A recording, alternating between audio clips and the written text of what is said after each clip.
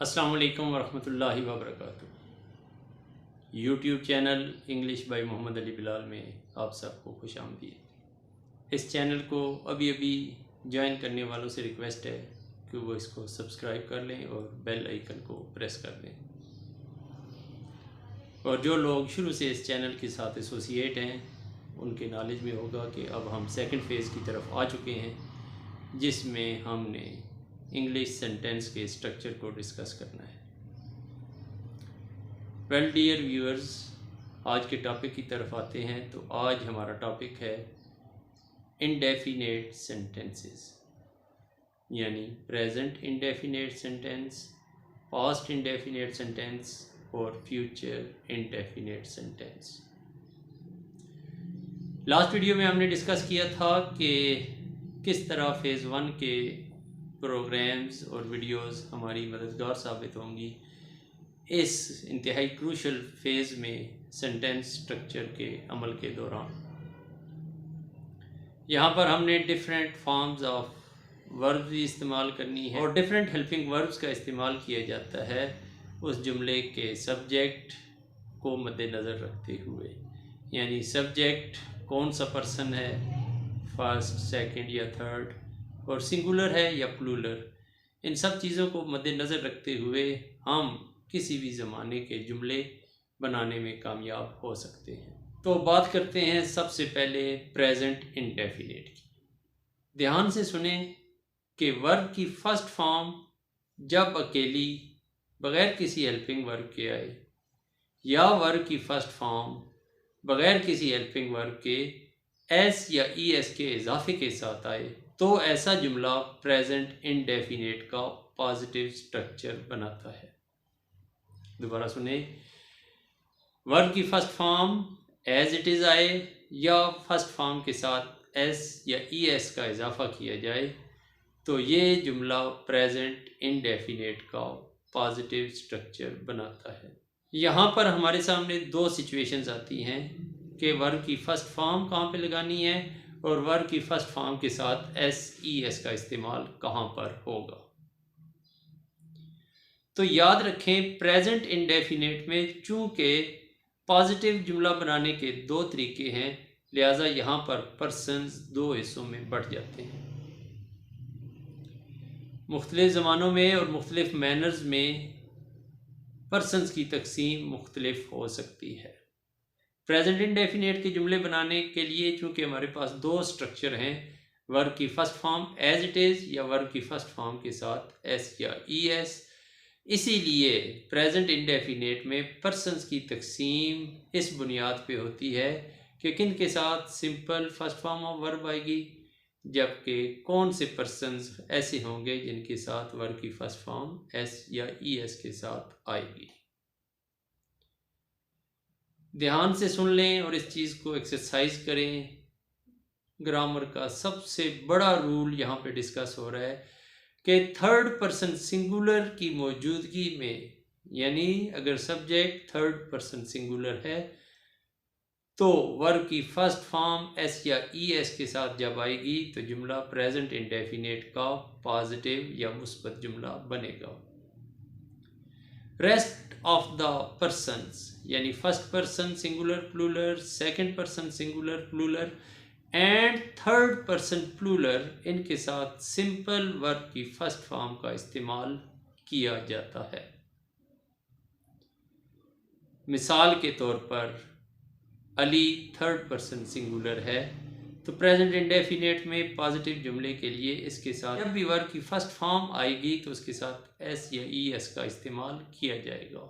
जैसे Ali writes a letter, Ali goes to college, Ali opens the door, Ali scores a goal in football match. दीगर third person singulars भी present indefinite में verb की first form के साथ S या ई एस लेते हैं। थर्ड पर्सन सिंगुलर्स को जानने के लिए आपको शुरू की वीडियोस में persons, their classification, their subjective, objective, possessive and reflexive forms वाली वीडियो रिकमेंड की जाती है कि आप उसको एक दफ़ा देख लें। अब हम रेंडम जुमले लेते हैं प्रेजेंट इंडेफिनेट के जिनका सब्जेक्ट थर्ड पर्सन सिंगुलर है। याद रखें, आई सिंगुलर और यू सिंगुलर के अलावा आपके इर्द गिर्द मौजूद हर शख्स, चीज़ या जगह थर्ड पर्सन सिंगुलर कहलाती है। मिसाल के तौर पर teacher teaches his class, the policeman chases the thief, the bird flies in the air, it rains।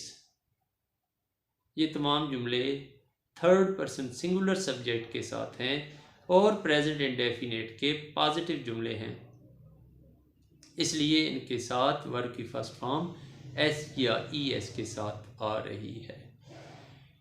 Third person singular से हट के first person singular I, first person plural we, second person singular you, second person plural you and third person plural they, इन सब के साथ present indefinite positive जुमले में सिर्फ वर्ब की फर्स्ट फॉर्म आती है, जैसे I work hard, we play, you read a book, they help the poor. तो third person singular present indefinite में पॉजिटिव जुमला बनाते हुए वर्ब की फर्स्ट फॉर्म के साथ एस या ई एस लेता है, जबकि बाकी 5 पर्सन्स या पर्सन्स की 5 categories simple first form of verb के साथ अपीयर होती है। उम्मीद है आपको समझ आ गई होगी कि प्रेजेंट इंडेफिनेट में पॉजिटिव का जुमला बनाते हुए हम वर्ब की फर्स्ट फॉर्म या वर्ब की फर्स्ट फॉर्म के साथ एस या ई एस का इस्तेमाल करते हैं। थर्ड पर्सन सिंगुलर की सूरत में हम सब्जेक्ट के साथ वर्ब की फर्स्ट फॉर्म एस या ई एस के साथ इस्तेमाल करते हैं, जबकि रिमेनिंग 5 काइंड्स ऑफ पर्सन्स में हम सिंपल वर्ब की फर्स्ट फॉर्म इस्तेमाल करते हैं। आते हैं पास्ट इंडेफिनेट की तरफ और पास्ट इंडेफिनेट का पॉजिटिव सेंटेंस का स्ट्रक्चर डिस्कस करते हैं। वेल व्यूअर्स, पास्ट इंडेफिनेट का पॉजिटिव का स्ट्रक्चर बहुत आसान है। याद रखें, जब भी वर्ब की सेकंड फॉर्म इस्तेमाल की जाती है तो वो सेंटेंस पास्ट इंडेफिनेट का पॉजिटिव सेंटेंस होता है। वर्ब की सेकंड फॉर्म बहुत लिमिटेड काम करती है।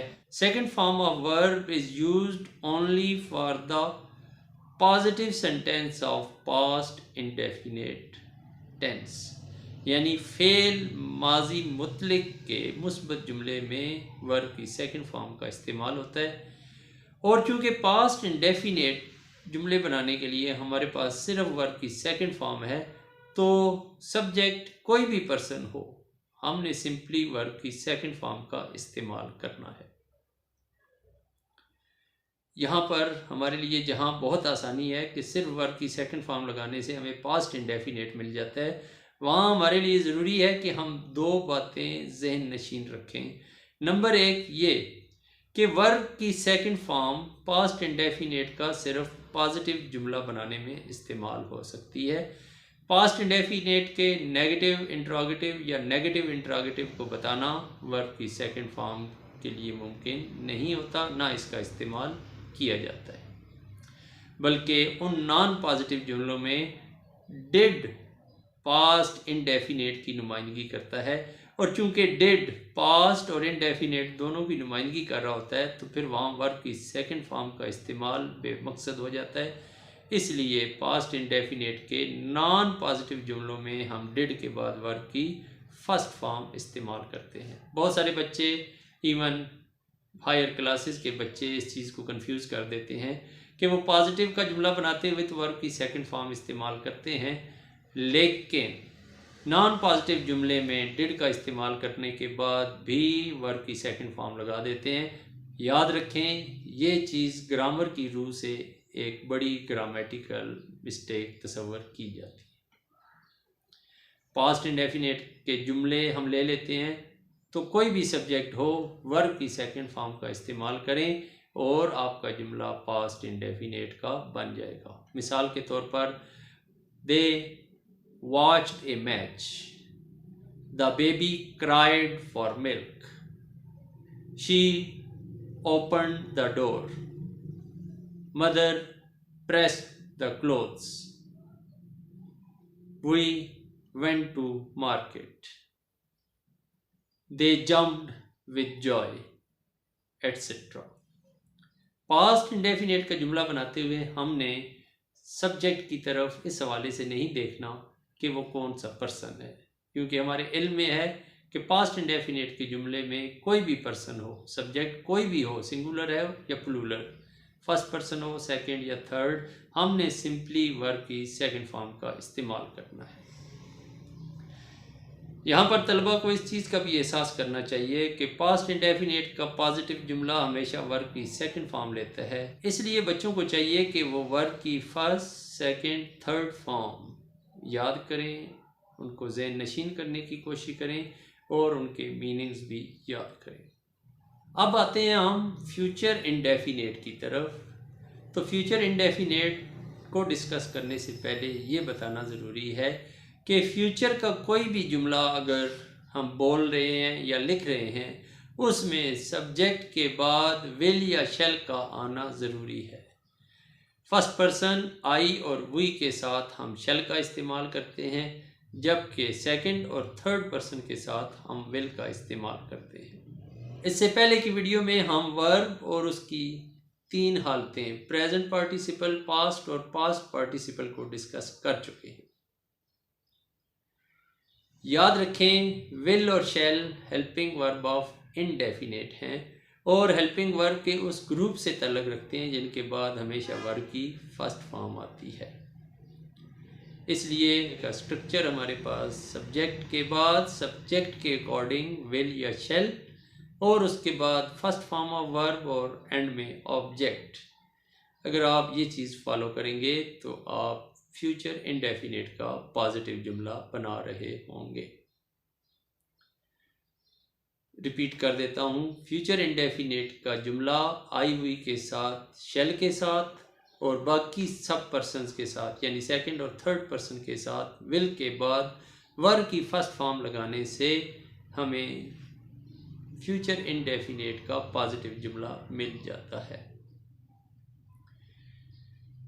Well dear viewers, future indefinite के जुमलों को देखें तो आई हुई के साथ शैल के बाद वर्ब की फर्स्ट फॉर्म, जबकि सेकंड और third person you, he, she, it और दे के साथ विल के बाद वर्ब की फर्स्ट फॉर्म लगाने से हासिल होता है। कुछ examples, I shall wait for you, we shall buy a new motorcycle, he will go to market, the bird will fly in the air, they will wait for us, etc.